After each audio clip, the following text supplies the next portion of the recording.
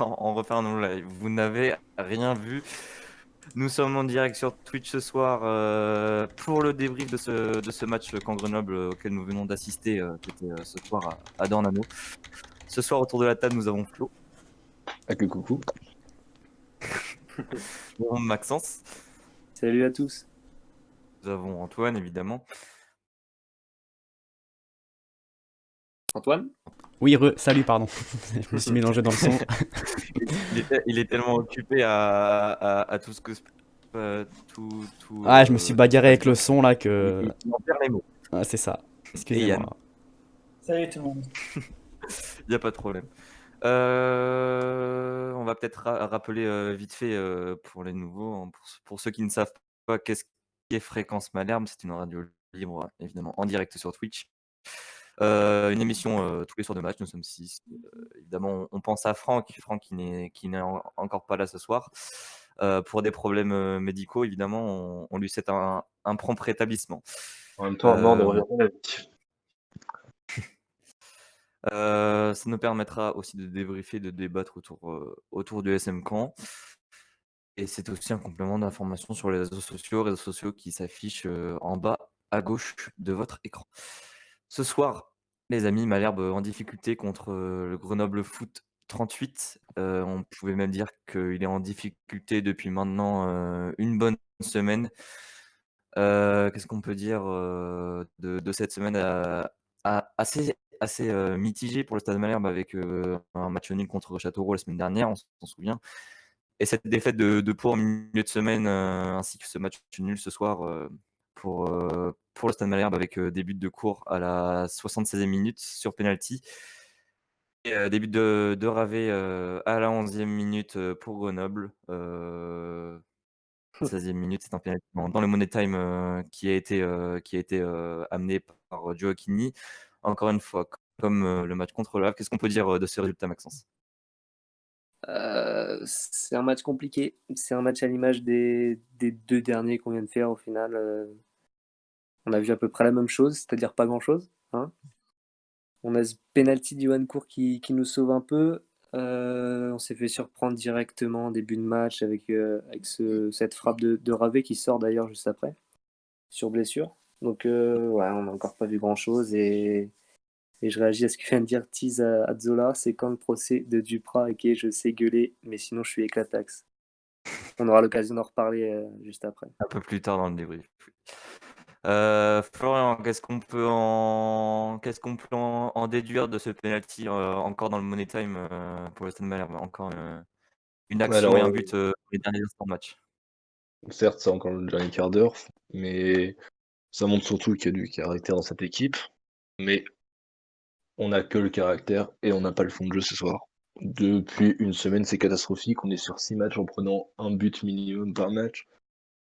C'est pas le même Malherbe qu'en en début de saison. Je pense qu'il va falloir réellement commencer à se poser des questions si on veut pas voir notre classement chuter.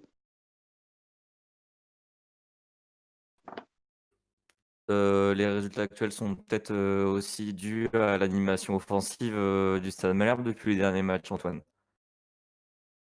Ouais, c'est vrai que depuis quelques matchs, nos attaquants n'ont absolument rien à se mettre sous la dent. Et forcément, quand les attaquants n'ont pas de ballon, bah, c'est difficile de marquer derrière. On a beaucoup de pénaltys depuis quelques matchs. Fort heureusement, ils finissent tous au fond. Hein. Sinon, ça sera encore plus pauvre.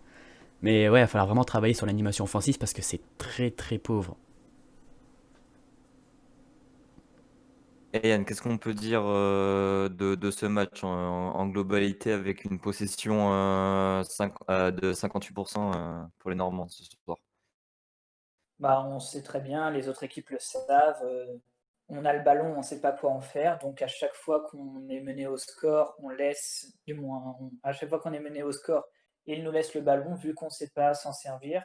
C'est toujours des centres troisième poteau de nos latéraux ou de nos ailiers. Et après, vu qu'on n'a pas l'animation offensive, on s'en remet à des coups de chance, comme le penalty obtenu, par exemple. Mais l'animation offensive n'est pas ouf. Et nos centres sont toujours catastrophiques, donc les adversaires préfèrent nous laisser le ballon. En parlant de centre, on a petit Seb qui nous dit animation offensive, laquelle il y a un schéma, Armougom, centre 6e poteau pour rien. Est-ce que c'est véridique?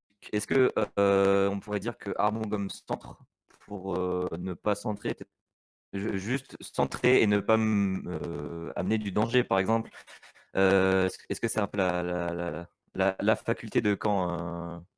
Est-ce que vous pensez qu'Armugom, lié gauche, c'est un bon choix de coach du Duprat actuellement? Bah, Merci Petit Seb pour la question. on en Merci a Petit Seb pour parlé, la question. on en a parlé la semaine dernière. Déjà, on a dit que Armugom, c'était des centres un peu pour rien. Euh, Est-ce que qui mettre à sa place Mbeng? Il a pas, À la il est limite, on pas pourrait beaucoup mieux, mettre hein. Van Van der der Merch Merch à gauche. et Yago à Ouais. droite. Bref. Ouais, pourquoi pas. Après, est-ce que Yago est vraiment bon ce soir? Il a pas été incroyable. Euh, pff, les Bon, options sont moi, compliquées, hein. je vais maintenir mon idée qu'il faut changer de système de jeu. Donc, depuis la première mission, je dis qu'il faut un 3-4-1-2 pour les Caen, mais on me prend toujours pour un taré. Ça permettrait d'avoir Onyangé, Weber, Rivieres dans l'axe, un Zadisseri à gauche qui serait en feu, un Kour à droite, en 10, un Bamou ou un Jeannot, parce que Jeannot a fait une très belle entrée ce soir. Et en pointe, tu mettrais Gioacchini ou Mendy, et pour moi, ce serait une très bonne solution. Joaquin. Mais, Joaquin. mais Armugom, sans déconner, il faut le sortir. On peut plus. Il arrive aux 18 Ouais. mètres, il sait pas quoi faire, il envoie une barricade dans les tribunes. Enfin, c'est pas un ailier gauche qu'on a, c'est un CRS. Ouais, enfin, après, on peut rebondir sur ce qu'a dit Duprat cette semaine, que Armugom a une longueur d'avance sur Mbeng. Est-ce que c'est vrai? Moi, j'en doute quand même. C'est Bah, une longueur plutôt. d'avance en même temps, t'as pas trop de mal quand l'autre il est niveau 0 et que l'autre il est niveau 1. Ce serait Ouais, plutôt bon. Mbeng à une longueur de retard plutôt que Armugom qui a Exactement, une ouais. longueur d'avance. Parce qu'Armugom il est niveau 0 et Mbeng il est moins 1. Après, Ouais. Flo, c'est compliqué pour Duprat de passer à 3 défenseurs. Déjà qu'il n'y arrive pas tactiquement avec des systèmes qu'il connaît, tu lui demandes de partir sur un système qu'il connaît pas. Mais qu'il tente, qu'il ait l'audace de tenter. Moi je lui ai dit, il fait un match, où il tente. Il tente, et ben, je lui en voudrais pas, au moins il aura tenté quelque chose. Mais là, rester dans un système de jeu où le fond de jeu est aussi pauvre que ça, mais je suis désolé, mais on va se faire chier encore pendant 25 matchs toute la saison avec un système de jeu pourri, des buts sans penalty où il n'y a absolument pas penalty, et ça on va être un total régal. C'est la faute à Duprat, Flo? Je pense que la faute vient de Duprat, malgré qu'il fasse du bon travail en intégrant les jeunes, mais au bout d'un moment, il n'y a rien ce soir au SM Caen. Il n'y a rien, on peut plus se cacher, enfin, il n'y avait absolument rien. Oh, ce soir, si on fait match nul, c'est très bien, hein. Bah, On mérite on continue 1000 sur la fois de lancée. perdre. On continue sur la lancée du match de Pau, hein. Il y avait rien à Pau, il y avait rien ce soir face à Grenoble. Il n'y avait rien à Châteauroux non plus. Ouais, pas faux. Allez, passons à la compo, orchestrée par Pascal Duprat ce soir. Qu'est-ce qu'on peut dire de cette compo? Alors, on savait pas encore vraiment. Tous les matchs, on ne sait pas si Duprat veut mettre en place un 4-4-2 ou alors un 4-2-3-1. Ça était plus un 4-2-3-1 avec Ouais, Courte, ouais, je pense. une habitude en 4-2-3-1 à présent. Ce choix de mettre Mendy à la place de Bamou, est-ce que c'est logique pour Duprat ce soir? Et est-ce que Armugom, voilà, on en parlait il y a quelques minutes, est-ce que Armugom en latéral gauche, est-ce que c'est une bonne solution? Yann? Yann? Bon, bah, Ah, Yann n'est pas Maxence. là, donc ouais, on va Ouais, il est là, changer. il est là. C'est bon, Yann, c'est bon. Oui, tu peux répéter la question, j'étais ailleurs, désolé. Je disais vis-à-vis de la compo de Pascal Duprat ce soir, est-ce que Mendy et Armugom sont des choix logiques selon toi? Bah, Mendy, on pourrait tester Jeannot à la place, ça on le sait tous, mais ces deux attaquants qui ont le même profil, il faut qu'ils soient à deux devant. Là, pour moi, l'animation, c'était plus un devant et court en 10. Donc, on n'a pas les attaquants pour jouer comme ça.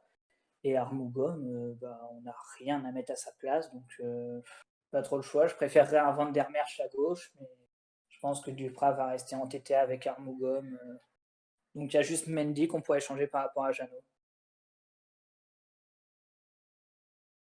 Et vous préférez quoi, vous? Parce que je vois Macretis dans le chat qui nous dit Duo, faut qu'il reste dans l'axe. Est-ce que c'est mieux pour Duo de rester dans l'axe ou alors de décaler sur le côté droit comme on a pu voir ce soir entre Bah, nous? si Dio a des ballons Oui, il faut qu'il reste dans l'axe, parce que c'est un vrai renard des surfaces. Mais si, comme depuis quelques matchs, il a pas de ballon, bah Joe, il sert à rien. Donc, Joe, tout dépend de l'animation et des ballons qu'il reçoit, en fait. Sinon, s'il y a rien, bah il fait un match complètement nul. Ça dépendrait Ouais, des mais latéraux, du coup. Bah, les latéraux, en soi, ils sont pas mauvais, hein. Aujourd'hui, c'est les meilleurs latéraux qu'on peut mettre, hein. Caleb et Court. Mais s'il n'y a pas de ballon, bah Joe peut rien faire. Yann? pour moi, Gio devrait être plus dans l'axe parce que Mendy ou Jeannot, ils peuvent faire des remises derrière eux et Gio pourrait en profiter. Quand on voit les. Du moins, là, c'est pas des remises qu'il faisait Mendy, c'était des contrôles de la poitrine foirés. Mais si ces contrôles de la poitrine foirés pouvaient se transformer en remise pour un deuxième attaquant, ça pourrait faire des merveilles. Donc pour moi, il faut qu'on joue avec deux attaquants et Gio pourrait être un bon deuxième attaquant dans l'axe pour reprendre les deuxièmes ballons. Et au niveau du match de cours ce soir, est-ce qu'on est plutôt sur une délivrance en quelque sorte avec le penalty ou alors est-ce que c'est un match globalement moyen? Parce qu'on on a surtout vu, comme sur l'application du SMCAM ou encore sur SofaScore, plusieurs médias qui relayent le fait que Court pardon, soit ce soir l'homme du match de ce camp Grenoble. Qu'est-ce qu'on peut en dire, Max? Euh, Homme du match, non, c'est parce qu'il met un but que les médias ou quoi disent ça, mais comme dit Makatis, pour moi, c'est clairement BKBK. Il a clairement fait son match. C'est lui qui a essayé de dynamiser le jeu. Sans lui, je sais pas trop ce qu'on aurait fait. Déjà qu'on n'a pas fait grand-chose. Donc bon, ouais, non, pour moi, c'est BKBK. Court, c'est son premier match loupé.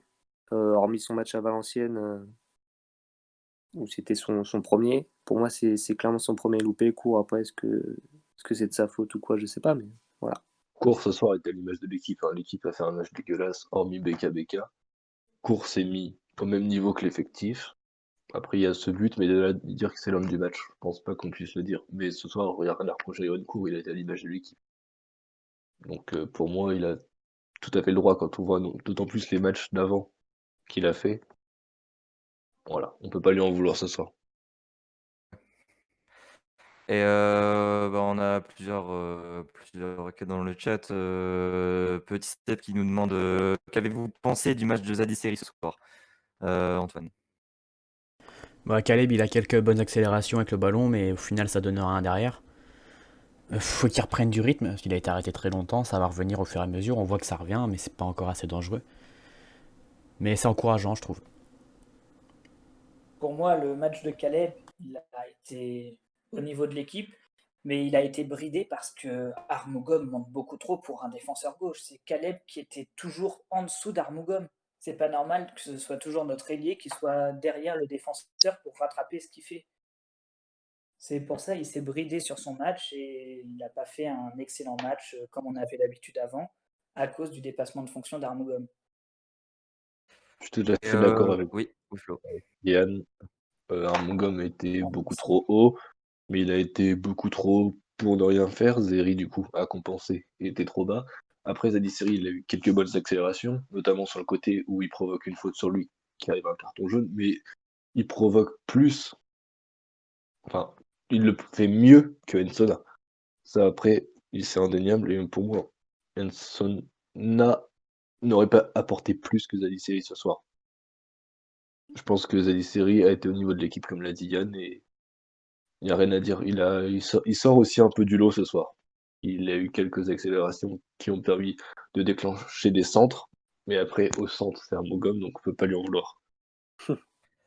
Je vois par exemple dans le chat Makatis qui nous dit BKBK, gros match. Par contre, si on devait lire un homme du match, si on devait dégager un joueur canet ce soir, ça serait lui, on est d'accord? Pour moi, oui.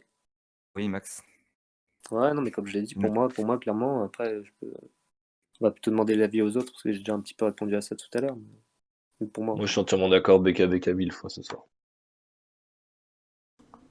Moi, je suis d'accord, Non, BKBK fait un donc, gros match. Après, il a une très bonne ouais. vista, mais ses passes n'arrivaient pas toujours là où il fallait.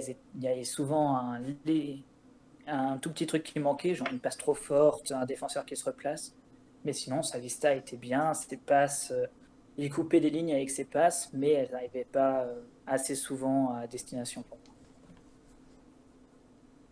Est-ce que vous voulez rajouter quelque chose, Flo, pour le mot de l'arbitre ce soir? Qu'est-ce qu'on peut dire du corps arbitral ce soir? Alors, encore une fois, je vais revenir sur l'arbitrage. Pour moi, le penalty est plus que généreux. Moi, je pense pas que je l'aurais sifflé. Il a sifflé des fautes. Certes, il aurait pu laisser jouer, mais dès qu'il y avait le moindre contact, c'était sifflé. Et on n'a pas le rythme du match a été cassé par monsieur l'arbitre dès qu'il y avait une faute. C'était sifflé, il n'y avait pas de prise de risque, zéro prise de risque de la part de l'arbitre ce soir. Il y a eu un carton jaune donné sur une faute sur Gonçalves. Et alors que c'est archi généreux parce qu'on voit qu'il touche très très légèrement Gonçalves. Gonçalves crie bien, reste bien au sol, tel un joueur de district. Et le carton jaune est donné pour ça. En soi, si je devais donner une note à l'arbitre ce soir, je mettrais 4,5 parce qu'il a globalement maîtrisé son match, mais bon, il a pris une décision qui a coûté cher avec le penalty pour Caen. Ça tourne contre nous, mais pour moi, il n'y a pas penalty. Et des cartons jaunes qui sont un peu sévères. Et le manque de laisser jouer. Alors, en En parlant parlant. des cartons jaunes. Ouais, vas-y, Antoine. Non, je disais, en parlant de notes, Léon, on va peut-être passer aux notes du match après aussi. Ah oui, oui. Mais du coup, si Flo Je avait savais quelque pas si chose à t'avais finir, Non, c'est bon. eh ben, on passe aux notes du match niveau Canet. Allons-y. Globalement, pour Malherbe ce soir, qu'est-ce qu'on pourrait mettre en note globale au Stade Malherbe? Bah, on voit un Yoel Armugam en dessous de ses coéquipiers avec un 2. Parce qu'il faut pas oublier que c'est lui qui est l'un des plus fautifs sur le but. Il est 10 mètres au-dessus de son joueur, sur le joueur auquel il doit marquer. Weber est assez haut sur le but aussi, ce qui du coup fait une ouverture pour le joueur qui se blesse. J'ai oublié son nom, pardon. Mais du coup, voilà, derrière, voilà, derrière il marque et voilà, on prend un but totalement bête et évitable. C'est pour ça qu'Armugam a une note aussi basse. Ah, REV, pardon, voilà, Makatis, merci. On voit aussi au niveau de l'attaque un Mendy à 3 qui a une seule occasion de se mettre sous la dent et il peut rien faire enfin, il peut pas faire grand chose dans le match. Joaquini pareil. Sinon, comme on le disait tout de suite, un BKBK à 6. Clairement homme du match pour nous, on le verra après. C'est vrai qu'il a un peu. Bah, heureusement qu'il est là, hein, très clairement sur ce match. Il nous a pas mal aidé, il nous a donné des petites bouffées d'oxygène. Par moment, on en avait besoin et voilà, il a bien joué ce soir.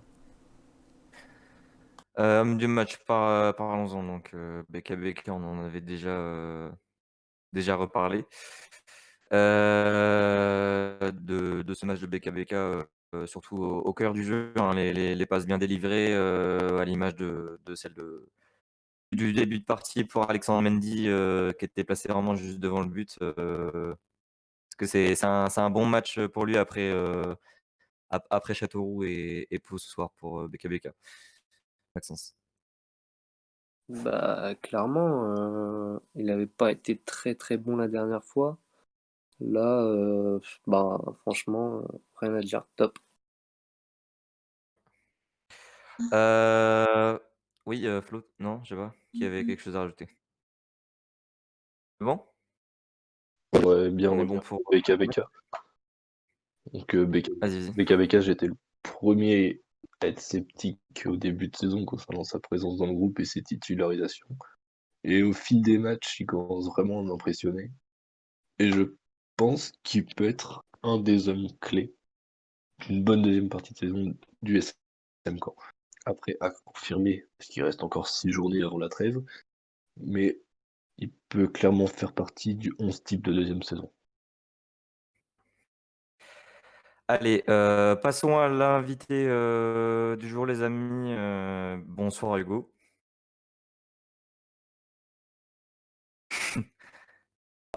Alors Hugo, faudrait se démuter. T'as le même problème que François. Bon, Il est sûrement en train d'écrire dans le chat.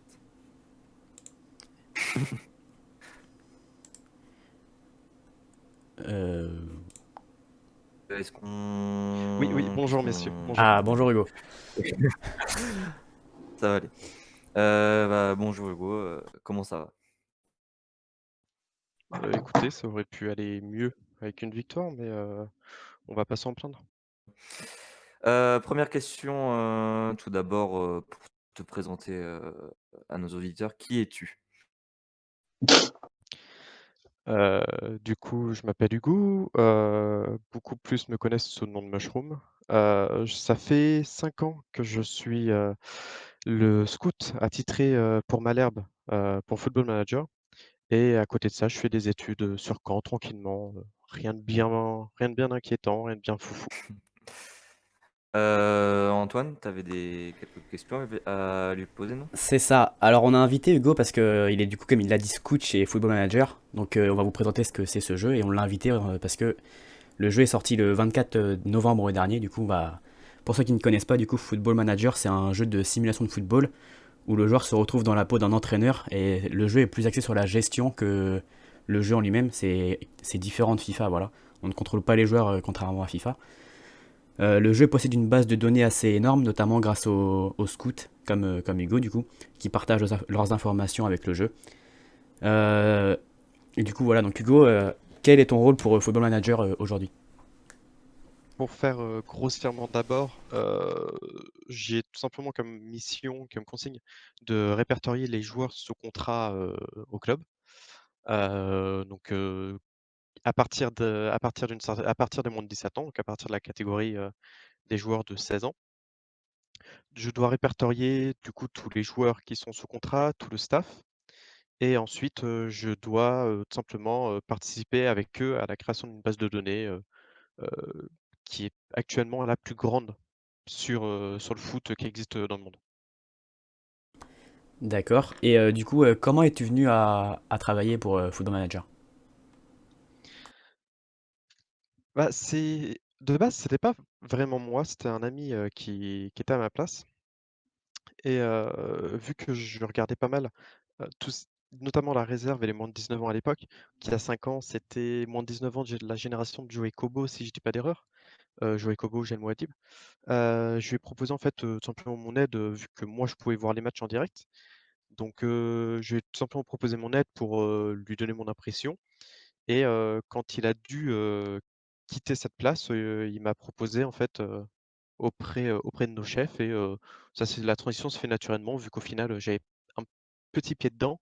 Ça s'est fait super naturellement et ça se passe très très bien pour l'instant. Donc je suis très content. D'accord. Et du coup, on imagine que tu regardes énormément de matchs et d'entraînements, que ce soit de l'équipe pro comme de la réserve ou des U19. Alors, les entraînements, pas tant que ça. Euh, J'en regarde une dizaine par an à peu près, principalement réserve et pro. Mais vu que maintenant la réserve s'entraîne assez souvent avec les pros, c'est un peu plus simple. Les matchs, j'essaye d'en regarder le plus possible. C'est pas toujours possible par ma vie perso, mais j'essaye d'en regarder le plus possible. Mais c'est vraiment les matchs au final qui sont super intéressants à regarder pour voir comment un joueur peut se situer sur le terrain ou autre. C'est vraiment intéressant de regarder les matchs. Je dois en être à, j'essaye peut-être 3-6 par saison, principalement réserve et moins de 19. Moins de 17, c'est un peu plus compliqué par contre. Euh, on n'a pas toujours les informations, donc c'est un peu au hasard. Mais ouais, ça doit être à peu près ça, 6 matchs par saison. Et donc, du coup, tu te bases sur ces matchs pour donner les notes aux joueurs. On rappelle que sur FM, les notes vont de 0 à 20 sur toutes les caractéristiques. Et donc, du coup, comment tu restes objectif et comment tu notes ces joueurs en fait? Bah, c'est justement sûrement la partie qui est la plus compliquée pour nous. Euh, on essaye en fait de se mettre à la place d'un vrai scout. Même si on n'a pas forcément les mêmes yeux tout le temps, on essaye vraiment de se mettre à leur place et de se dire, bon, ce mec-là, au vu de ce qu'il peut montrer, je vais essayer de le comparer avec un mec d'un niveau auquel je pourrais le voir à peu près, en extrapolant évidemment hein, sur son évolution, mais voir à peu près comment il pourrait évoluer et ce qu'il peut avoir en plus, ce qu'il peut avoir en moins. Et Alors on a des ratés, c'est ce qui est normal, on a toujours des ratés parce que c'est pas possible, heu, c'est pas possible de toujours avoir raison. Mais, on n'en a pas beaucoup depuis quelque temps et ça c'est très, très cool. Et pour d'autres joueurs, sans me baser totalement sur l'avis, je peux regarder ce qu'en disent des personnes quand moi j'ai pas tellement une bonne impression sur le joueur.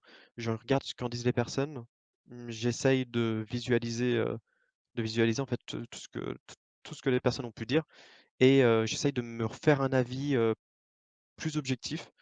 Ça marche régulièrement assez bien donc voilà, c'est vraiment de l'observation dure et de vraies comparaisons avec là où on pourrait s'attendre à le voir. Ouais, c'est vrai qu'on se doute que ça doit être assez compliqué sur certains joueurs. C'est vrai que des ratés sont inévitables, hein. C'est vrai que ça doit être assez compliqué. Du coup, on a une question de Petit Seb dans le chat. Est-ce que les joueurs pro peuvent être sensibles aux notes qui leur sont données et qu'est-ce que tu penses des équipes qui engagent certains recruteurs pour regarder, enfin qui s'aident de FM pardon pour recruter dans la vraie vie du coup. Alors, je pense que les joueurs peuvent être touchés par la vision qu'on peut avoir, même si régulièrement, c'est toujours très bien reçu parce que, bah, on essaye de représenter le plus fidèlement possible. Donc régulièrement, c'est les retours qu'on a sont toujours très bons. Ça peut toujours arriver que parfois des joueurs soient pas très contents, mais ils peuvent modifier après avec, un éditeur, avec tous les éditeurs qui existent, ils peuvent modifier leurs joueurs, donc c'est pas tellement embêtant. Hem, Après ce que je pense au niveau des recruteurs, bah, déjà, ça me fait énormément plaisir de savoir que des recruteurs et même maintenant des clubs professionnels utilisent vraiment notre base pour recruter parce que c'est quelque chose qu'on fait avec, beaucoup de plaisir et de voir que ça peut être utile dans le monde pro, on se dit que c'est vraiment très agréable. Ça l'est encore plus quand, par exemple, c'est un joueur qu'on a vu nous-mêmes qui est recruté. Dans ces cas-là, voilà, c'est un plaisir immense, hein, et je pense qu'on est plusieurs à le ressentir et il y a quelque chose, que je vais rajouter en plus, c'est que depuis quelques années, ça doit faire peut-être 10 ans, c'est assez régulier enfin assez régulier. Il doit y en avoir 3 à peu près, scouts comme moi, ou anciens scouts, qui sont recrutés maintenant par, des clubs pro pour, comme scout ou analyste vidéo, pour, apporter un œil nouveau sur les clubs et sur le recrutement, vu qu'on a une autre vision. C'est, ouais, voilà, je trouve que le fait que les 2 se rapprochent, c'est vraiment, très bien, nous, pour notre légitimité, heu, au niveau de ce qu'on peut apporter et puis pour les clubs, c'est vrai qu'avoir une base de données comme la nôtre, ça peut être super utile et puis au final, elle est à portée de main, pour tout le monde, quoi.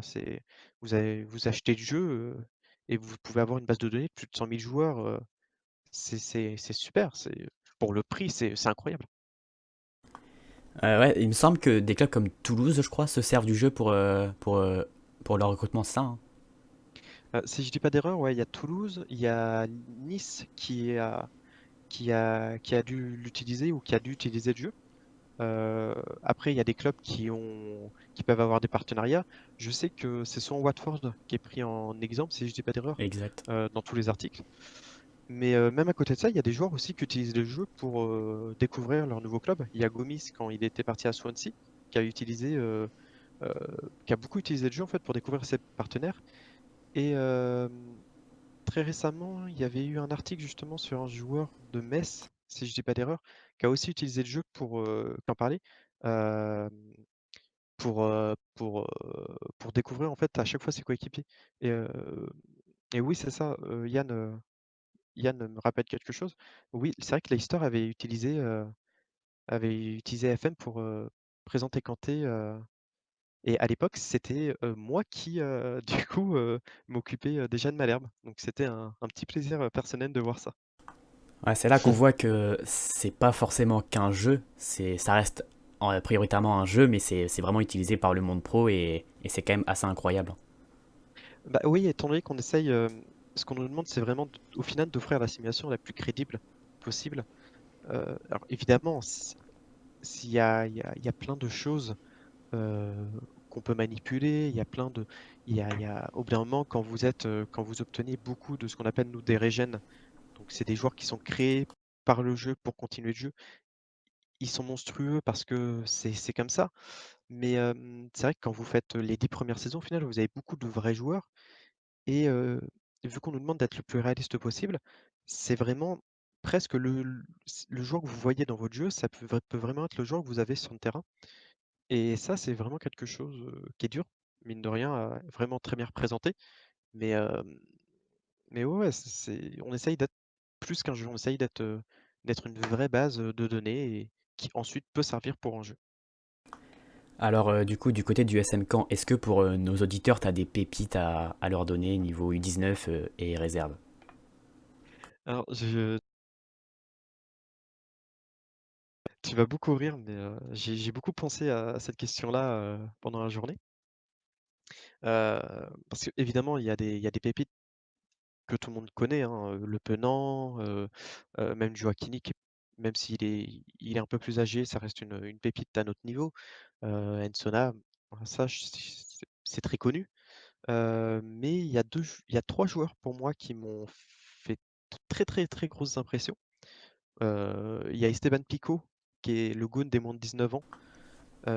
Bon, pas tellement besoin de le présenter. Si les gens suivent un peu Malherbe et l'équipe de France, les équipes de France de jeunes, parce qu'il a eu quelques sélections. Mais je- pour moi, c'est vraiment là actuellement le goal qui a plus de potentiel chez nous, devant Destiné Jopangui ou Marvin Goditin par exemple. Il a un style qui est assez particulier, mais il y a vraiment quelque chose chez lui qui respire le haut niveau. Et après, ces 2 attaquants, Clarence Awoodor, qui est Bien sûr. l'attaquant maintenant des moins de 19 ans, et l'ancien des moins de 17 ans, j'ai pas vu d'attaquant aussi complet que lui chez nous depuis très longtemps. Même s'il a un petit peu de mal là en moins de 19, mais il a toujours eu besoin au final d'une année d'adaptation. Sa première année en moins de 17 était moyenne, sa deuxième était monstrueuse. Je me fais aucun souci sur lui pour son avenir. Sincèrement, je le vois sans problème en Ligue 1.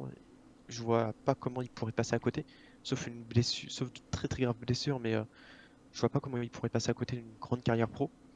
Et le dernier, et pour moi celui qui m'a vraiment le plus étonné, c'est Nassim Tlemkani, le meilleur buteur des moins de 17 ans.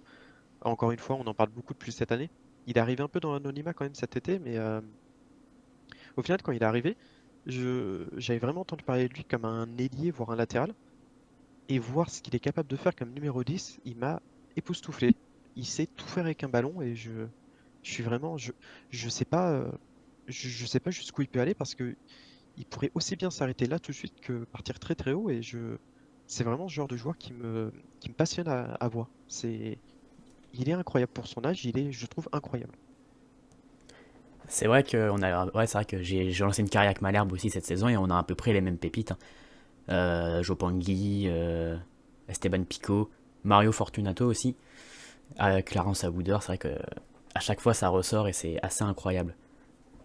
Là, c'est qu'au final, sans être, parce que on essaie toujours très bien de différencier crack pépites. Crack, c'est vrai qu'on va parler vraiment de crack quand c'est des joueurs qui sont d'un niveau supérieur à tout ce qu'on peut trouver en France.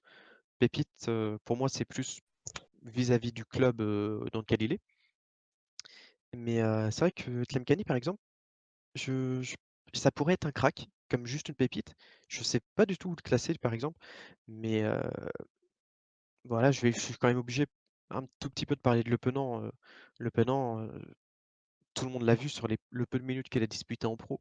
Il y a quelque chose chez lui qui est absolument incroyable, qu'on ressent aussi un petit peu chez son petit frère Tom Le Penant. C'est pour ça que faut un peu surveiller là, le milieu des moins de 17 ans. Il est vraiment à surveiller. C'est très très très intéressant. Et encore une fois, c'est là qu'on voit que ton travail de scouting est quand même assez intéressant parce que le Penant, on l'avait déjà tous repéré dans les précédents FM. Je pense à FM 18 auquel j'ai joué. Il y avait déjà Johan Le Penant qui montrait le bout de son nez en réserve et tout de suite il a fait une carrière dans ma carrière par exemple, je prends mon exemple, il a tout de suite percé et il a tout de suite parti dans des plus gros clubs.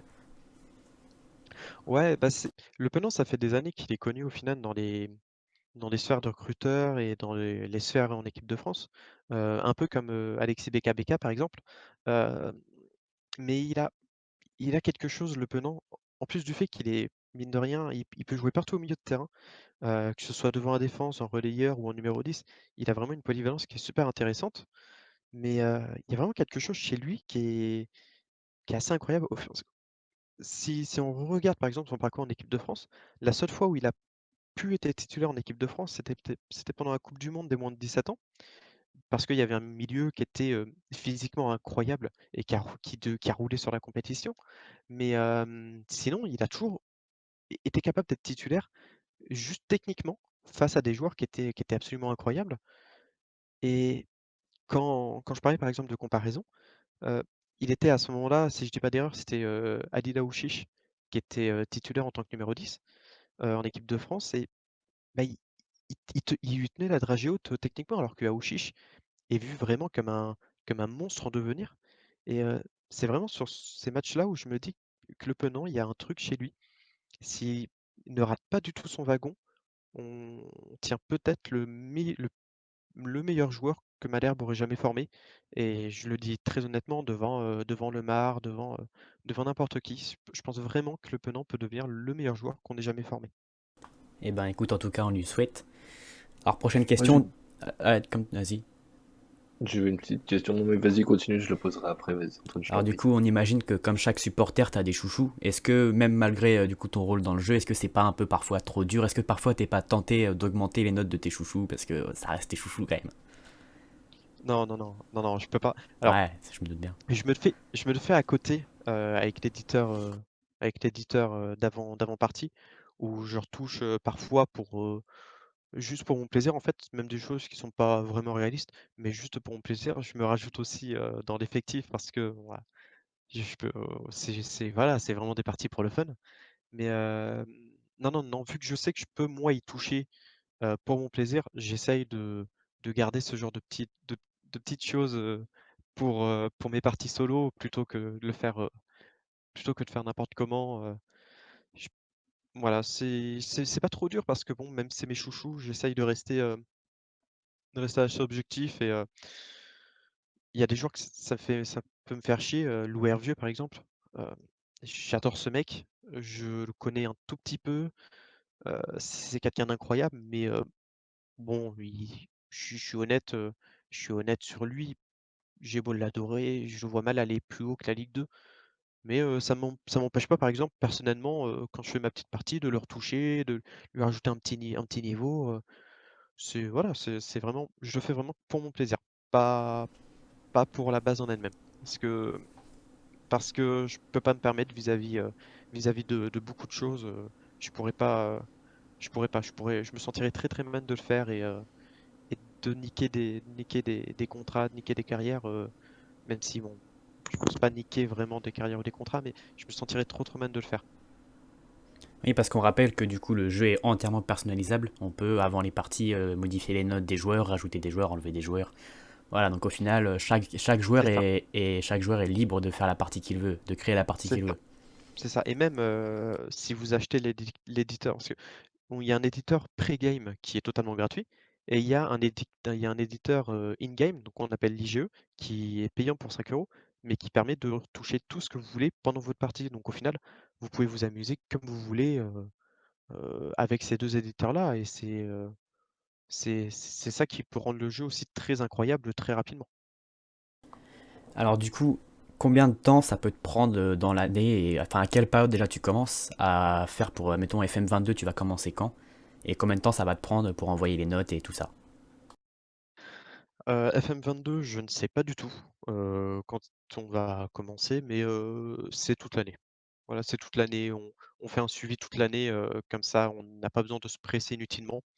Heu, Toute l'année, j'essaye de maintenir les stats sur des fichiers Excel, nombre de matchs, nombre de buts, et cetera. Je regarde le nombre de blessures toute l'année, en fait. C'est vraiment un suivi très régulier, qui est assez facile aussi au final, vu que souvent on s'occupe du club qu'on supporte, donc c'est beaucoup plus simple. Mais ouais, c'est vraiment toute l'année. Assez souvent, je m'occupe de de remplir les stats pendant mes jours de cours pour occuper un petit peu, mais sinon, c'est surtout sur du temps perso. C'est en fin d'après-midi, tranquillement. En général, ça peut peut-être prendre une petite heure par jour, mais bon, c'est pour le plaisir. Ouais, voilà, c'est vrai que c'est par plaisir, vu que c'est le club que tu supportes, c'est plus facile que si c'était un club que tu connaissais à peine, etc. Donc oui, on imagine que c'est par pur plaisir du coup. Oui, c'est totalement par pur plaisir. On le fait vraiment tous par plaisir, hein. C'est parce qu'on aime le jeu, parce qu'on aime le réalisme, parce qu'on aime le club dont on s'occupe. Et c'est ce qui rend d'ailleurs la base, euh, la base de FM incroyable. C'est que des passionnés et on s'occupe de quelque chose qui nous passionne, d'un club qui nous passionne. Donc on essaye d'être vraiment le plus sincère possible dans la vision qu'on peut en rendre. Et du coup, est-ce que tu aurais des anecdotes à nous raconter, que ce soit sur, sur le jeu, ou alors quand tu donnes tes notes au jeu, etc. Est-ce que tu aurais des anecdotes sur ça à nous raconter? Des anecdotes sur le jeu. Oui, bah alors sur le jeu en lui-même, j'avais fait une partie assez incroyable sur FM 2000, FM 2019, si je dis pas d'erreur, où j'avais réussi au bout de 3 ans, si je dis pas d'erreur, à ramener Lemar, Kanté et j'ai un doute sur l'attaquant que j'avais ramené, mais voilà, je m'étais fait un milieu absolument incroyable avec Deminguet, Kanté, Lemar. C'était vraiment, c'était même plus qu'agréable. Je roulais sur la France sans aucun problème. J'avais fini par ramener Verratti aussi à Caen. C'est particulier, c'était très, très drôle. Mais non, en dehors de ça, pas beaucoup d'anecdotes. J'ai pu discuter avec quelques joueurs, au sujet, heu, au sujet de tout ça. Je crois que c'est la seule anecdote, que j'ai. C'est pas moi qui en ai plus. Ouais, j'ai certains camarades qui ont beaucoup plus d'anecdotes, mais moi pas tellement. C'est vrai que je suis assez, on m'a toujours laissé assez tranquille, là-dessus, que ce soit les joueurs ou autres. Il y a jamais vraiment eu de choses intéressantes. Je fais ma petite vie, tranquillement de mon côté, tout le monde profite et moi ça me fait plaisir. D'accord. Et du coup, Flo, est-ce que tu avais une dernière question peut-être, tu me disais? Moi, j'ai une petite question, genre, donc, bonsoir Hugo. Bonsoir. Euh, Si tu devais nous sortir ta plus grande réussite, donc c'est-à-dire le joueur que tu as vu percer et qui a percé, et ton plus grand échec, donc celui sur qui tu as mis le plus d'espoir, et finalement c'est un raté total. Si tu pouvais nous sortir deux joueurs comme ça, est-ce que ce serait lesquels? Alors, plus grand échec, il y en a pas qu'un, mais il y en a quand même plusieurs. Il y a Mouadib par exemple.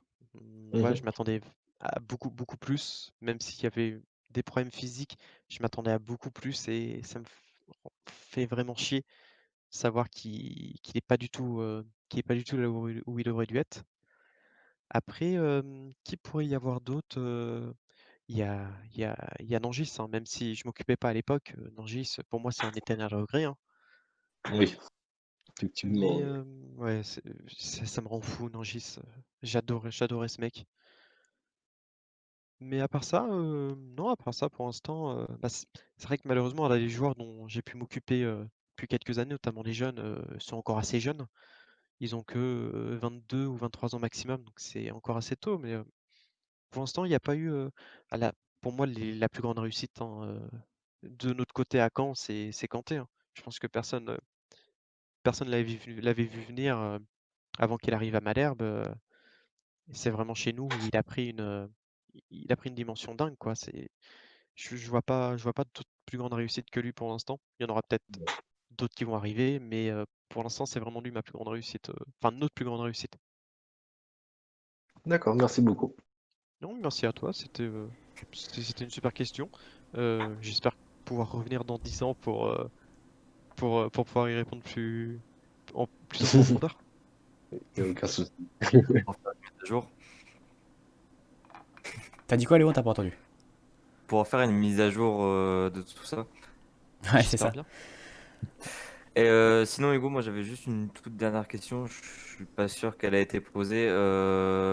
Combien de temps, depuis combien de temps tu supportes Malherbe et depuis combien de temps, du coup, t'es en poste en scout pour FM sur le SMK? Alors, en scout, ça fait 5 ans maintenant.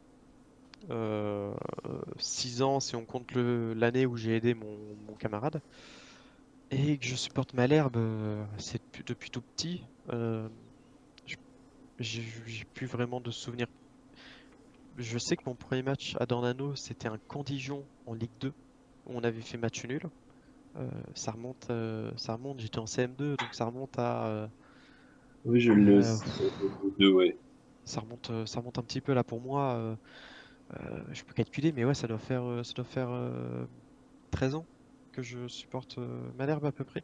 13-14 ans. Donc voilà, je suis pas très vieux, donc ça fait quand même déjà quelques années. Il y a vraiment, il y a vraiment eu que Malherbe, même si j'aime beaucoup d'autres clubs pour diverses raisons. Au final, ça a toujours été Malherbe devant tout le monde. D'accord. Eh Et ben, pardon. non, vas-y Antoine, si t'avais quelque chose à dire. T'avais une dernière question, non? Non, enfin, j'avais juste envie de savoir, Hugo, ce soir, ton ressenti sur le match nul contre Grenoble. Bah, j'ai arrêté de regarder pour manger juste avant le penalty obtenu par Gioacchini. Euh, c'est assez inquiétant. J'ai essayé d'écouter un petit peu votre débrief. Donc je me permets de prendre quelques minutes pour faire mon mini débrief vu que tu me Non, demandes. mais il n'y a pas de souci, on est C'est ouvert au débat, il n'y a pas de problème. c'est assez inquiétant, surtout de voir qu'au final, notre meilleur milieu, c'est un joueur qui n'a pas eu de formation comme milieu de terrain. Euh, Vous avez beaucoup parlé d'Armougom, et c'est vrai que moi, ça me fait vraiment chier de voir Armougom aussi mauvais quand on connaît les qualités offensives du garçon. Ça me fait chier de le voir incapable de faire quelque chose, et ça me fait d'autant plus chier de savoir qu'il est toujours incapable de défendre, alors que ça fait 4 ans maintenant qu'il est comme latéral gauche. Voilà, c'est vraiment, ça me fait très très mal. Maintenant, là ce soir, pour moi, la compo était assez bizarre. Euh, C'est vrai que Gonçalves, notamment au milieu de terrain, il y a un moment, il faut voir que ça ne marche plus comme titulaire. C'est un bon joueur quand il rentre. C'est un Doberman, donc voilà, quand il va rentrer, il va mettre l'écro, mais on peut pas commencer avec un joueur comme ça au milieu de terrain pour moi. Tout le long du match, ouais. Ouais, voilà. Et puis au final, en début de saison, il n'était pas titulaire. Il a toujours fait de super rentrées. Oui. Il a jamais marqué, il a jamais fait de passe décisive, mais voilà, il a porté en début de saison en tant que super sub au final. Et bon, Gioacchini sur un côté, j'arrive pas à être convaincu. Que Duprat qui passe beaucoup de temps à dire qu'il doit installer un 4-4-2, que c'est taillé pour son effectif, et qu'il installe au final tout, enfin presque tout sauf un 4-4-2, vu qu'on était en 4-2-3-1 si je dis pas d'erreur ce Ouais, soir. sur un 4-2-3-1, ouais. Voilà, il y a un moment où les mots s'accompagnent pas des gestes, et il y a vraiment un double discours, je trouve, chez Duprat qui commence à être insupportable. Mais comme il est en fin de contrat en 2021, il peut pas être inquiété. Donc à mon avis, il essaye, voilà, il doit voir, il doit essayer des trucs. J'aimerais bien, j'aimerais bien comprendre ce qu'il essaye de faire, mais j'ai un peu de mal à comprendre ce qu'il essaye de faire. Et bon, bah, je pense que Mendy, il n'y a pas besoin d'en parler, hein. Dès le début, quand il est arrivé, j'ai été très sceptique. Je hurlais presque à la fraude. C'est un mec qui conserve bien le ballon, il fait de bons appels parfois, mais le reste ne suit pas du tout. Et il y a un moment où Jeannot, voire sûrement plutôt un duo Bamou-Gioacchini va prendre l'ascendant, et Mendy va partir assez rapidement. Enfin, j'espère en tout cas, parce que je vois J'espère pas. aussi. On espère aussi. C'est vrai que Mendy, ouais, j'ai crié à la fraude aussi dès le départ. Je sais pas si j'étais le seul, mais à première vue non, du coup comme toi. Mais vu qu'on nous parle d'FM 21, on va en parler. Moi sur Mendy, il est très très bon sur FM personnellement. Donc là sur ce coup-là, je sais pas. Il va falloir changer les choses, Hugo. Alors oui, oui, oui. Alors en fait, c'est justement, c'est parce que c'est bizarre. Au final, c'est un joueur qui est très très présent physiquement, qui est athlétique, il est puissant, il n'est pas particulièrement lent.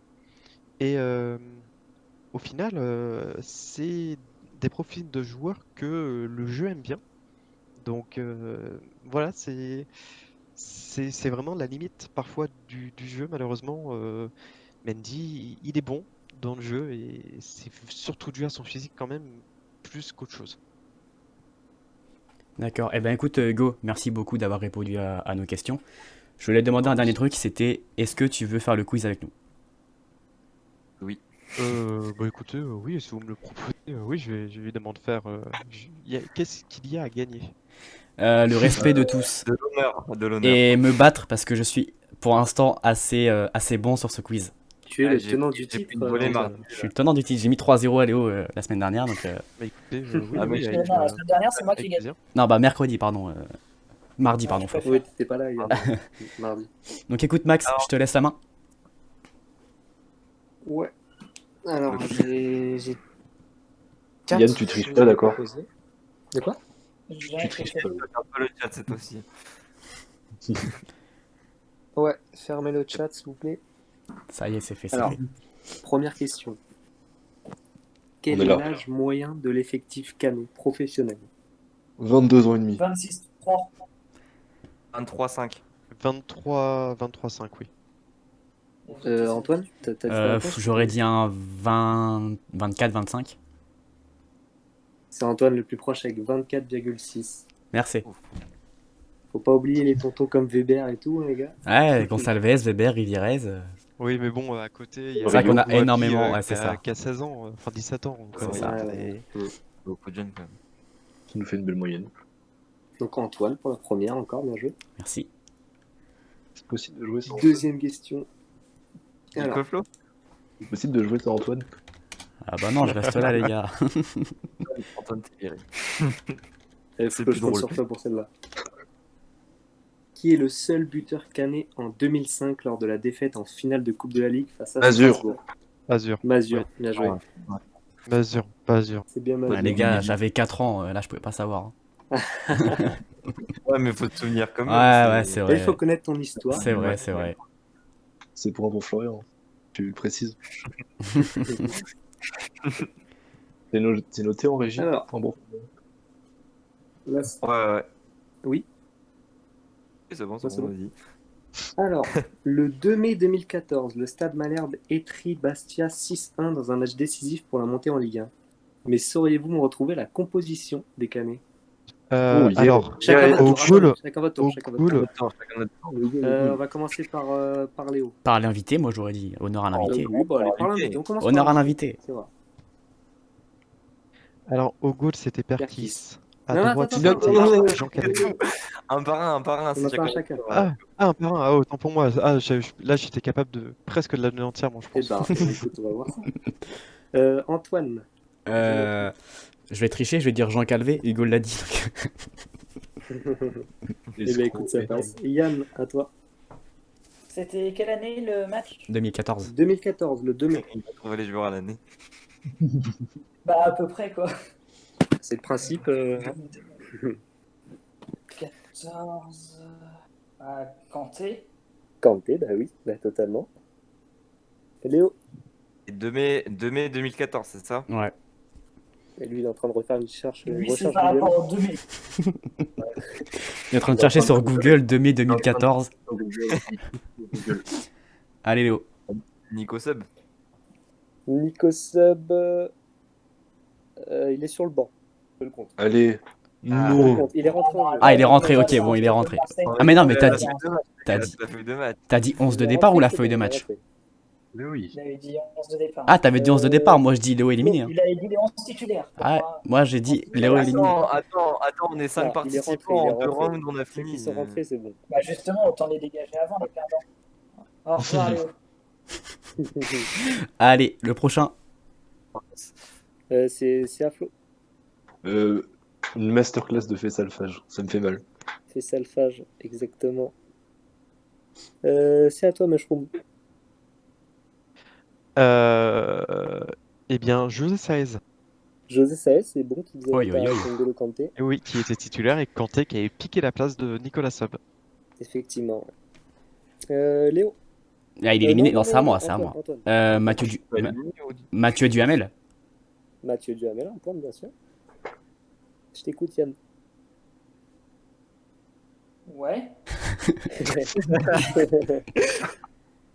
Lui aussi, ils écoutent.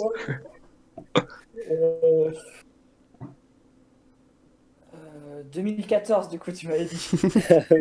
Non, c'est trop long. Là. On C'est trop arrête long. les Et recherches toi, Google. Mathias Autrey. De quoi? Mathias Autrey. Il était sur le banc et rentré, il me semble, donc c'est Dans bon, le banc. je te le compte. C'est le 11 titulaire. C'est le Non, 11 c'est titulaire. Non, non, j'ai C'est le compté 11 Seb. titulaire, j'ai J'ai perdu. compté Seb pour Léo. J'ai compté Seb pour Léo. Non, on n'a pas compté Seb. Bah, tu veux que je t'élimine, Yann? Oui. Bah oui, comme ça, je suis pas perdu au Non, moins. non, vas-y, c'est bon, on fait la feuille de maths, les gars. Non. Non, Non, ça, c'est non, pas faut bon. passer, les gars. Les Allez. enfants, c'est bon. Ok. Du coup, Léo. Ah, mais non, mais Maintenant, il est moi, je suis éliminé. cané. Non, Léo est Vous êtes vraiment des éliminé bâtards, par les moi. gars, vous êtes des bâtards. Ah ouais, mais c'est la semaine dernière, on a fait la feuille de maths, je vois pas pourquoi. Oui, on bah la change pour question la a même changé. chose. On Du a coup, pas fait la c'est- feuille de match la semaine dernière, hein. On avait fait les 11 titulaires et les remplaçants. Là, il a Quelle dit les 11 bande de titulaires. crevards. du coup, c'est qui le prochain, Max? Incroyable. Bon, bah écoute, Léo, j'ai pas le choix. Hein. Excuse-moi. Ah, Yann, mais non, du coup, mais il aussi. c'est quoi ça? C'est pas Léo, grave, pas il de y aura un autre contestation. gars, t'inquiète pas. Il est où l'arbitre? Je t'écoute, Oui. Flo. Il n'y avait pas un mot à voyer. Qui? Molawage? Oui. C'est bon. T'es sûr? Mushroom. Donc, Waggy était en défense centrale. Ouais. Donc, il était avec Jean-Jacques Pierre. Exactement. Ah, j'allais le Oui. dire. Ah, tu me le prends. Bah écoute, je t'écoute, Antoine. Lénine Angis. Non, Gis, c'est bon. Oui. Il m'en reste deux. Ça revient à Flo, du coup. Guerrero. Non. Il n'y a pas de Ah, Guerrero. Mushroom, si tu l'as. T'en as un ou Non, deux il me semble qu'il me reste les deux derniers. C'était Denis Sapia à gauche. Non, il n'y a pas Apia non plus. Attention, Il y avait pas- Antoine. Attends, il y avait Est-ce pas que- Pierre en tant que latéral Est-ce gauche que Attends. Antoine, Euh, si t'en as un, c'est bon. Bengali Fodé Koïta? Non. Aïe. Ça va. Attends, Bon, on peut bah, continuer écoute, du on fait coup. un tour. Ça reste entre nous trois, ouais. Flo, Ouais, on Euh, parle entre nous trois. Aïe, c'est magnifique. Mais non, Flo éliminé, non? Il a dit Guerrero. bah oui, mais personne. personne- Oh, ok, ouais, pardon. Ok. Donc vas-y, Flo. Oh là là, ouais, du coup, grosse pression. On a dit Damien Pierkis ou pas? Oui. Ah, merde. Il avait tout fait dire. là-dessus.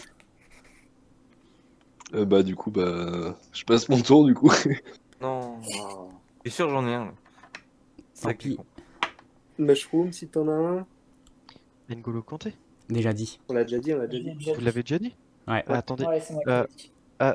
on a fait donc Perkis, Calvé, Pierre, Waggy, Je crois que j'en ai un. Saez, Kanté, Fage, Koïta, Duhamel. Non, Koïta était pas là. que... Putain, On a fait c'était Saez. qui, Oui, Moutaro ça c'est fait. Ouais, on l'a fait ça. Il nous Putain, manque du coup le latéral gauche et un. Moutaro J'ai les deux, les cases, j'ai les deux. Ah bah non, j'ai les Moutaro, il Attends, était bah, déjà attends. parti. Attends. Vous m'aidez Mushroom, quoi? t'en as un ou pas? Non, bah, j'hésite entre Moutaro et Reno, mais Moutaro, je suis sûr qu'il était déjà parti à ce moment-là, donc je Disons vais un dire des deux, Reno. écoute. Bonne soirée, petit Seb. Merci d'être venu. C'est m'as Reno, dit du coup? Renault, c'est bon. Aïe. Du coup, Oh, putain. le dernier, Oui, c'est ça. Non, Moutaro non, était déjà parti T'as à le ce moment-là. dernier, Antoine. c'est l'ailier gauche le dernier, on est bien d'accord? Ouais, c'est un ailier. Bah, est-ce que Nangy joue à gauche? Je sais pas, je pense que Nangy Donc joue c'est à un gauche. ailier. J'essaie de me Ailier qui fixer. peut jouer buteur également. J'essaie de me fixer Oui. par rapport au. Ouais, c'est bon, je l'ai. Ah, J'essaie de me fixer par Attends, rapport à la laisse saison en Antoine Ligue 1. réfléchir, il est encore en lice. J'essaie de me fixer par rapport à la saison en Ligue 1, mais j'ai l'impression qu'il était plus là, qu'il est parti. Je sais pas, j'ai plus de souvenirs. Pourquoi Antoine est encore en lice, c'est pas moi? Qui peut jouer Parce buteur. qu'il a pas encore eu son tour. Qui peut jouer Il a le buteur. même tour que toi, là. Non, je vais dire sûrement une bêtise, mais non, Lemar, il est pas encore percé, je suppose. Non. Non, bah, je l'ai dit, voilà, comme ça, mais. Est-ce que je peux dire Vas-y, celui qui vas-y, manque? Mushroom, si tu peux confirmer ta victoire. C'est Kodjia. Kodjia. Ah, Kodjia, bah, bien vu. Tu l'avais, Flo? Ouais. Oh, le ouais me semble un petit peu mensonger. Ouais. Bon, bah, la victoire d'Hugo sur cette question, du coup. Bravo à toi. Bah, du coup, ouais. Ah, je vais être honnête, c'était peut-être l'année en Ligue 2 qui m'a fait le plus plaisir à voir. C'était incroyable. l'équipe Ouais, qu'on bah, avait. avec Duhamel en pointe. C'est là où il met les 26 buts. Hein. Ah, Duhamel en pointe. Et puis Moutaro qui nous claquait Oh, Moutaro, 2 énorme. ou 3 buts incroyables. C'était alors que tout le monde lui crachait dessus. C'était incroyable cette année. Ouais, j'adorais Montaro. Du coup, Max, t'as d'autres questions, ça, non? Est-ce que vous voulez un qui suis-je pour finir? Bon, bien sûr. Allez, go. Non. Voilà. Faut se départager entre Hugo et moi, là, donc, ouais, le qui suis-je? Bah non, mais on le Vas-y, fait avec vas-y. tout le monde. Ah, mais Ah, on est un partout. ouais. Et nous, on fait quoi, nous? Non, mais vous pouvez participer, mais voilà. Écoutez-moi, messieurs. On est des plots, quoi. Je suis né le 13 juillet 1980. J'ai donc 40 ans. Dis de l'or.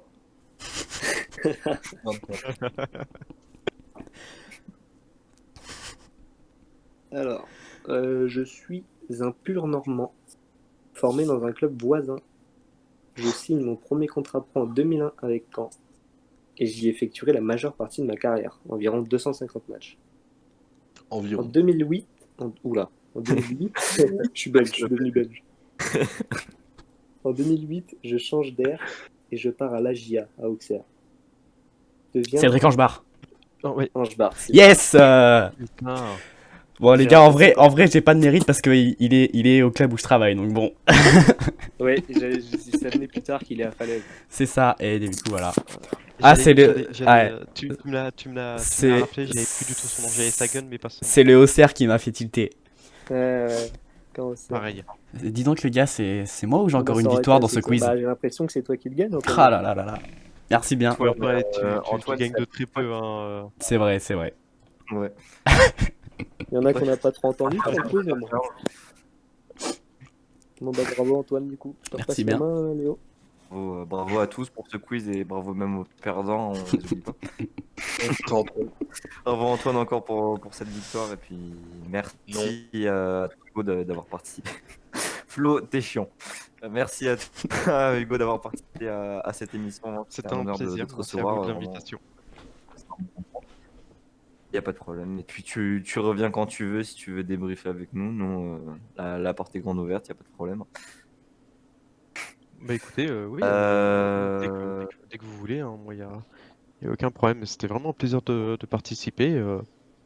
Voilà, c'est dès que vous voulez me réinviter, vous me réinvitez, je serai là avec grand plaisir.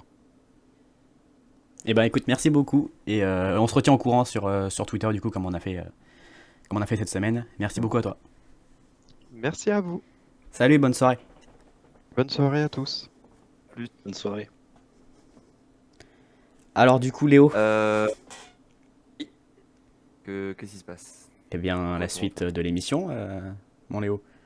Évidemment, La fin. on va revenir sur le récapitulatif de la soirée avec, par exemple, le classement du Stade Malherbe à l'issue de ce match nul contre Grenoble. Il y a le Stade Malherbe qui n'est plus dans le top 5 actuellement, qui se place 7ème derrière, par exemple, Toulouse, Clermont, Auxerre, Grenoble, Paris et Troyes qui prend provisoirement la première place du classement de Ligue 2. 3 qui sera d'ailleurs notre prochain adversaire. Ça sera à domicile au stade Michel Dernano. C'est samedi prochain, 12 décembre. Ce sera aussi l'occasion pour nous de se retrouver pour une nouvelle émission, évidemment. Là, on sera là, évidemment. Sauf pépin physique, enfin pépin informatique, évidemment. Sur les autres terrains, je ne sais pas si on en parle brièvement, si vous voulez en parler des matchs de Ligue 2. Bah, pourquoi pas? Alors, je vais vous trouver les résultats. Ce soir, 14e journée, 3 a donc battu le leader, le Paris FC, sur sa pelouse. Enfin, sur la pelouse de 3. Dunkerque 2-0 contre Châteauroux. Dunkerque qui a d'ailleurs, je ne sais pas si vous avez vu passer l'information qui a été qui a eu question avec la DNCG. Au match nul 1-1 avec Nancy. Auxerre, la raclée d'Auxerre sur Niort ce soir 6-0. C'est eux qui nous Toulouse passent Guingamp devant, match d'ailleurs. nul. Et effectivement. Chambly-Valenciennes s'est soldé par une victoire 2-1 des Rouges et Blancs. Clermont 3-0 aux dépens du Pau FC. Et on a Amiens qui a gagné 2-1 sur la pelouse de Rodez. On a également Ajaccio-Lèvres qui doit se jouer lundi prochain à 20h45. Ce sera aussi l'occasion, par exemple, à nos amis havrais, évidemment, de remonter au classement, même si nous, on est pas mal à la 7ème place et qu'on les espère les plus longs possible. Ami Avré, calme-toi sur le terme quand même. J'aimerais bien revenir sur Oh, il y a un petit but qui... des copains sympas au Havre, hein, on aime bien Ouais. rire avec eux, quoi. Du coup, Flo, tu disais? J'aimerais bien revenir sur un petit but qui fait extrêmement plaisir aussi, c'est le Thomas Lemar avec l'Atlético Madrid cet après-midi. Celui-là, C'est vrai qu'il commence il à me fait revenir un plaisir. peu à l'Atlético. Lui qui est un petit peu en difficulté à l'Atlético Madrid, qui est souvent remplaçant, ça me fait extrêmement plaisir de le voir marquer cet après-midi. L'année dernière, il avait pas fait une stat fâcheuse, 0 but, 0 passe D, je crois. Quelque chose comme Laisse-le ça. tranquille. Ouais, on n'a pas besoin de le Ouais, rappeler, mais on ça. était pas loin, en tout cas, ouais. C'est en tout cas très, très belle perte de Thomas Lemar. On espère qu'il continuera sur sa lancée dans les semaines à venir. Il trouvera son bonheur à l'Atlético. Bien, merci à tous d'avoir suivi cette émission. Et juste, C'était un dernière plaisir. petite chose, Léo. Merci. Antoine, vas-y. On rappelle que du coup, 3 a battu le leader, le Paris FC, et 3 se retrouve leader de Ligue 2, et on les affronte la semaine prochaine, samedi 12 décembre 2020 à 15h, du coup, au stade Michel Dornano. Match difficile, je pense. Ça, je l'avais dit, Antoine. T'es sûr t'as dit qu'ils étaient leaders et que c'était le prochain match? Oui, j'ai bien dit que 3 était leader de Ligue 2 après sa victoire. Eh bien, excusez-moi, je me tais. Pas de problème, il n'y a pas de problème. Bon, ça arrive.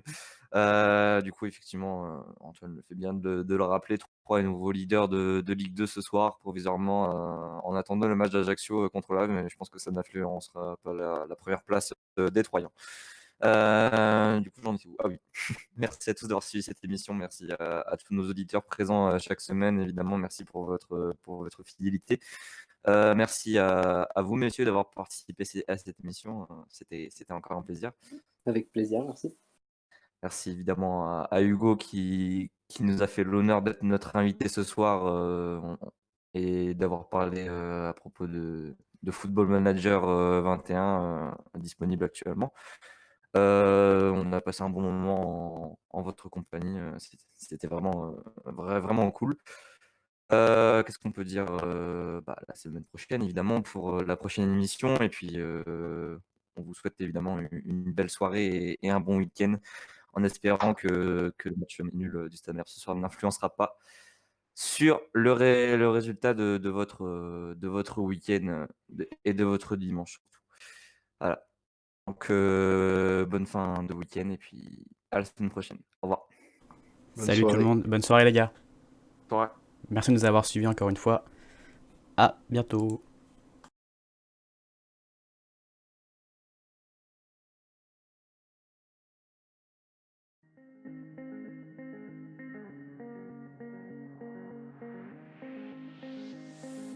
Looking for myself, I'm staring at my shadow. Am I gonna be safe in getting through tomorrow? When I throw me down, you can lead me to the side. You still raising me up, but when I look aside, she guides me with the sun and light of me. It ain't over.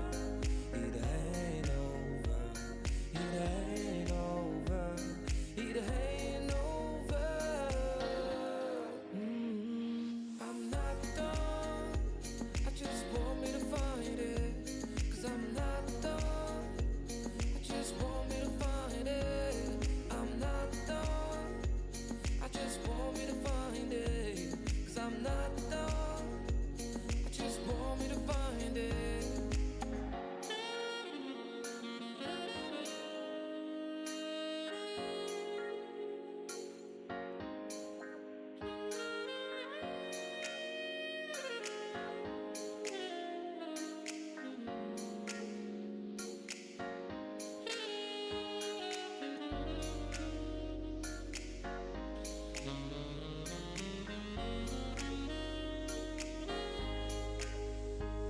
So why are you moving on? Someone told me that I could find it. I will find my way.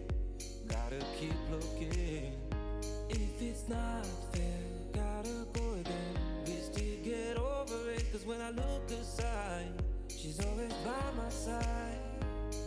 She guides me with the sun and light of me. It ain't over. It ain't over. It ain't over. It ain't over.